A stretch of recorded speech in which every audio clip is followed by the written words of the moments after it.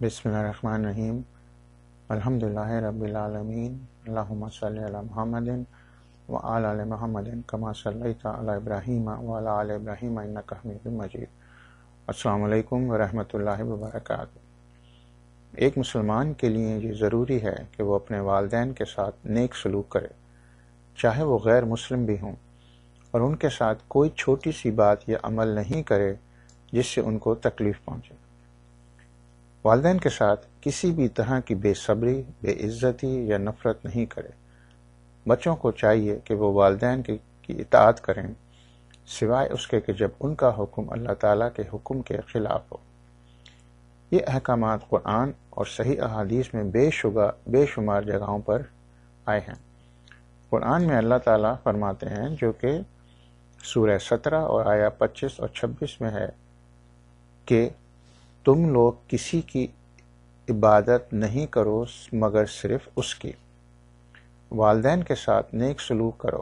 اگر تمہارے پاس ان میں سے کوئی ایک یا دونوں بوڑھے ہو کر رہیں تو انہیں اف تک نہ کہو، نہ انہیں جھڑک کر جواب دو، بلکہ ان سے نرمی کے ساتھ بات کرو اور نرمی اور رحم کے ساتھ ان کے سامنے جھک کر رہو، اور دعا کرو کہ پروردگار ان پر رحم فرما، جس طرح انہوں نے رحمت و شفقت کے ساتھ مجھے بچپن میں پالا تھا۔ ایک اور جگہ قرآن کی سورہ 31 اور آیت 14 میں اللہ تعالیٰ فرماتے ہیں، اور یہ حقیقت ہے کہ ہم نے انسان کو اپنے والدین کا حق پہنچانے کی خود تاکید کی ہے۔ اس کی ماں نے تکلیف پہ تکلیف اٹھا کر اسے اپنے پیٹ میں رکھا، اور 2 سال اس کا دودھ چھوٹنے میں لگے۔ میرا شکر کر اور اپنے والدین کا شکر بجا لا، میری ہی طرف تجھے پلٹنا ہے۔ لیکن اگر وہ تجھ پر دباؤ ڈالیں کہ میرے ساتھ تو کسی ایسے کو شریک کرے جسے تو نہیں جانتا، تو ان کی بات ہرگز نہیں مان۔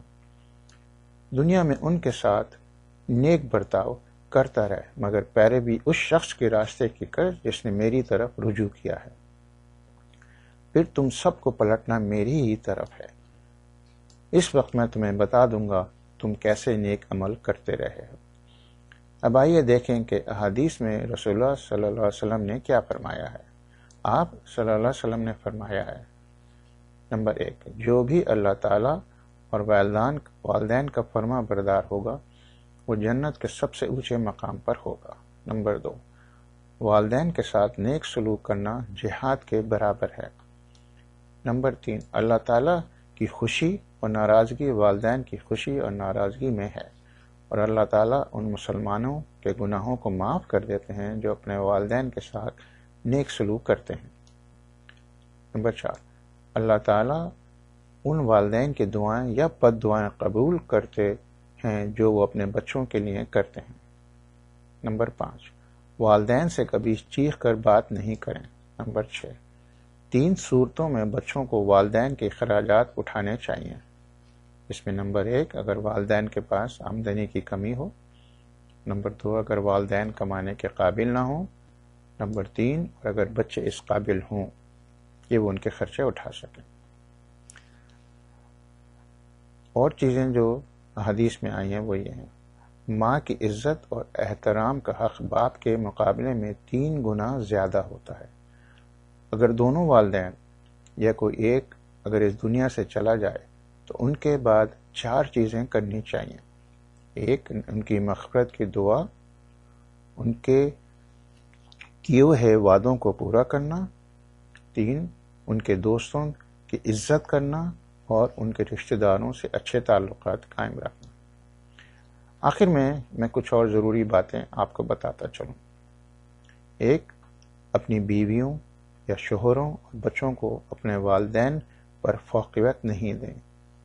نمبر 2، جن 4 لوگوں کی دعائیں کے بیچ کوئی رکاوٹ نہیں ہوتی اس میں ایک باپ ہے۔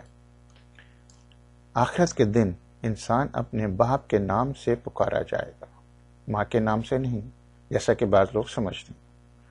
مجھے امید ہے کہ آپ سب لوگ ان باتوں پر عمل کر کے اس دنیا اور آخرت دونوں میں کامیاب ہوں گے۔